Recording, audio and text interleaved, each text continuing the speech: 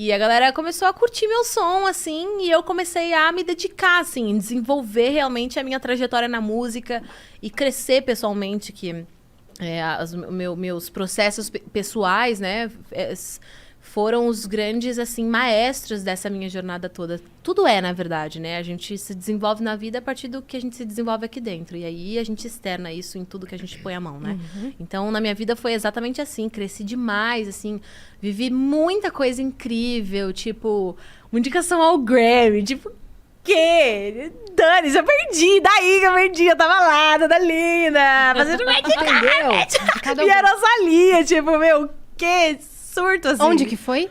Foi Las Vegas. Tudo. Fui pra Vegas, Você foi pra mano. Vegas, Tipo cara. assim, mas fui pra Vegas não turistar. Por uma indicação ao Grammy. Grammy, minha querida. Entendeu? Não, mas eu Que tenho foi um indicado? negócio dentro de mim Foi de o- voltar lá e pegar Foi uma o ainda. Gente que foi indicado? Foi o Gente. Nossa, que orgulho eu tenho de falar disso. Pelo amor de Deus.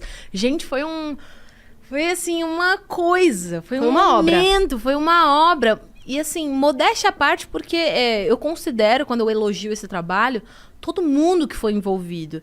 E a grandeza da arte, que ela é maior muito do que o artista, né? Então, quando eu elogio uma obra de arte como Gente, não é me vangloriando, não é porque eu produzi, é porque aquilo se tornou maior do que eu. E é isso, né? Eu acho que nossa, é muito lindo quando o artista pode observar a arte dessa forma, deixando ela livre para ela se tornar até maior que ele. Isso é legado, né? Eu vou morrer, Sim. mas minha arte vai ficar ali, ela Exato. é eterna. E então, Gente, foi maravilhoso porque foi meu último álbum no gospel e foi um álbum muito desbravador porque eu queria deixar um legado. Muito louco, porque eu não sabia que eu ia fazer quando eu ia fazer essa transição, eu sabia que é um dia. Mas é muito interessante agora que eu fiz essa transição observar que o meu último álbum no gospel foi um trabalho tão desbravador e que eu creio que deixou um legado, porque trouxe essa narrativa de o crente também é gente. Então, existe a necessidade da gente falar sobre outras temáticas além da temática religiosa. Porque a gente experimenta essas coisas da vida. 2, são nesses pontos da vida que a gente consegue se relacionar com o próximo. Se a gente tira essa relação humanizada, sobra a relação talvez só religiosa. E a gente sabe que a religião ergue muitos muros. Então, se a gente só depender dela para se relacionar, vai ser muito difícil da gente se relacionar. Então, o que nos prende uns aos outros, na verdade, é a nossa humanidade. Eu queria trazer essa mensagem para as pessoas, tanto os consumidores de música gospel, como os produtores da música gospel, da necessidade da gente abranger outras temáticas, porque isso faz parte da nossa experiência, e foi isso que conectou o próprio Deus à humanidade. A humanidade de Jesus. Ele se fez homem. Então, ele se fez homem para que a gente pudesse realmente se relacionar, se identificar na figura dele, na pessoa dele, né? Então, por que a gente... Se Deus fez isso, por que a gente se afasta disso, né? Então, Gente, foi muito desbravador. E veio de um processo pessoal. Foi quando eu comecei a fazer terapia, quando eu comecei a descobrir minhas emoções, descobri que eu não era falta de Deus, não era pouca oração, era... Velho, anos de carreira com 8 anos. É óbvio que eu vou ter que lidar com ansiedade, tipo assim...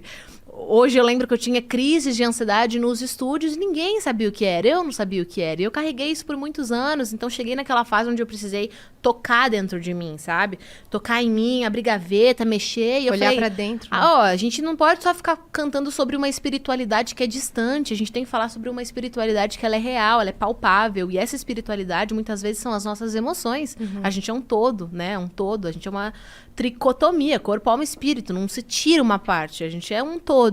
Então foi nesse processo pessoal que eu me despertei e falei, preciso fazer uma obra de arte que reflita isso e que reverbere, sabe, pelos próximos anos, pelas próximas gerações, para realmente liberar esse grito artístico, esse grito da alma e me livrar também dessa opressão que muitas vezes o cristão que é artista carrega, de se limitar só a uma temática, enquanto Deus deu a vida pra gente viver, né? Não só a experiência religiosa. Então eu tenho muito orgulho porque eu terminei o ciclo de Gente com uma indicação ao Grammy. E eu não acreditei, foi um ano depois, assim, do lançamento, eu achei que já estava feito tudo que tinha pra ser feito. Quem que produziu, gente? O nome dele é Johnny S., ele é um baita de um produtor. Foi muito legal trabalhar com ele. Então, e foi um álbum, assim, que ajudou tanta gente. Eu tenho muito orgulho. Você furou a bolha, cara. Porque Foi muito você não legal. tava furando a bolha. Por exemplo, você chegou numa comunidade de amigos minha que não é nem cristão, tá ligado? Esse sempre foi o meu objetivo, né? Assim, meus pais, eu carrego muito esse DNA dos meus pais. Na época que eles eram líderes de igreja, eles eram muito pra frentex, assim. A nossa igreja era uma igreja bem tradicional. Inclusive, quando eu cantei na TV pela primeira vez, não podia cantar gospel. Então, eu cantei, sei lá, Ruge, Vanessa Camargo. E a gente foi expulso da igreja que a gente era na época. Porque tava cantando música do mundo.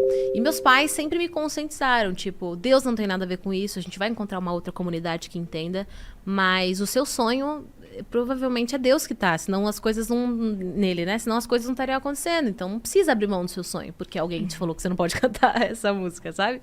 Então, meus pais sempre carregaram esse DNA, assim, de ouvir a voz de Deus acima da voz da religião do homem.